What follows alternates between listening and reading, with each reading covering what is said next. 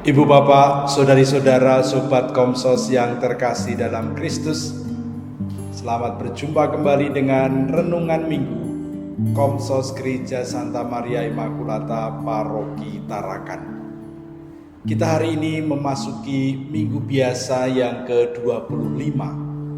Bacaan Injil yang akan kita renungkan diambil dari Injil Lukas bab 16 ayat 1 sampai dengan 13. Kalau kita masih ingat, hari Minggu yang lalu kita merenungkan 3 perumpamaan yang dibuat oleh Yesus untuk menunjukkan adanya sukacita karena orang berdosa yang bertobat, orang yang kembali kepada Tuhan. Hari ini kita diajak merenungkan apa kiranya yang dapat membuat kita lepas meninggalkan Tuhan. Yesus membuat sebuah perumpamaan tentang Mamon. Dia mengatakan tidak mungkin mengabdi Allah dan Mamon sekaligus. Apa itu Mamon? Mamon itu artinya harta benda, kekayaan duniawi. Bisa juga berupa jabatan atau kedudukan. Mamon adalah hal yang dianggap memberi jaminan lebih kuat daripada yang lainnya. Pada zaman sekarang ini, banyak di antara kita yang merasa atau mengalami bahwa segala sesuatu di dunia ini harus memakai uang. Kita harus punya uang, dan kita harus punya uang banyak. Dan tidak jarang banyak di antara kita yang kemudian tergila-gila menghabiskan banyak waktu, tenaga, pikiran untuk mengumpulkan uang banyak-banyak. Apakah itu salah? Marilah kita mencoba merenungkannya dengan perumpamaan yang dibuat oleh Yesus. Yesus membuat perumpamaan tentang bendahara yang tidak jujur. Tapi bendahara ini dipuji.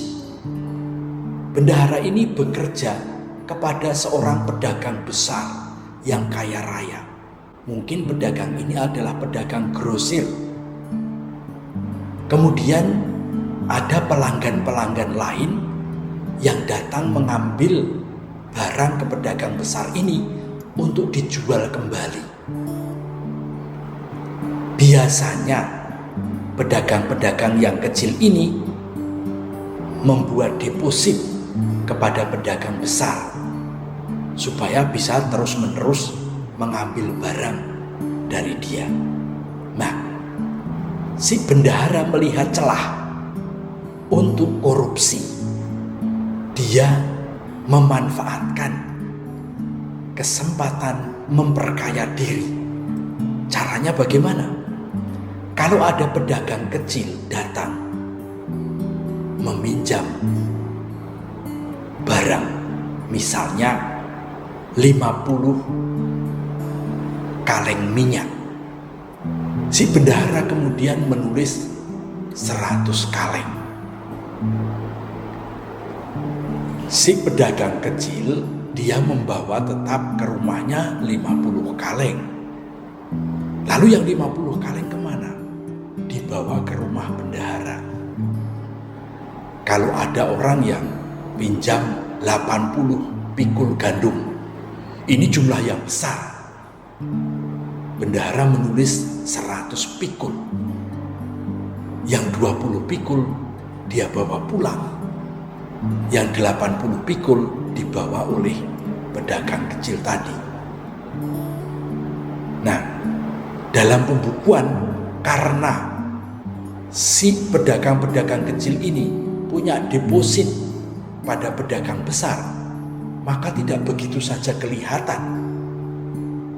Tetapi pedagang-pedagang kecil ini tahu taktiknya si bendahara.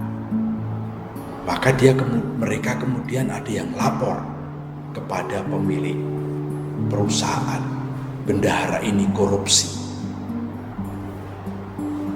Tetapi apa yang dibuat bendahara ini kemudian dipuji oleh Yesus. Mengapa dia dipuji? Yang dipuji bukan karena dia telah korupsi untuk memperkaya dirinya sendiri. Yang dipuji oleh Yesus adalah dalam situasi krisis, dalam situasi gawat, dia ketahuan dan dia akan dipecat. Dia kemudian membuat koreksi. Dia cepat-cepat memperbaiki kesalahan. Kwitansi yang semula 100 kaleng atau 100 pikul gandum kemudian diubah kepada kwitansi yang sebenarnya. Maka kalau dia dipecat oleh bosnya, dia masih bersahabat dengan pedagang-pedagang kecil yang mendapat kwitansi sebenarnya. Nah, inilah yang dipuji oleh Yesus.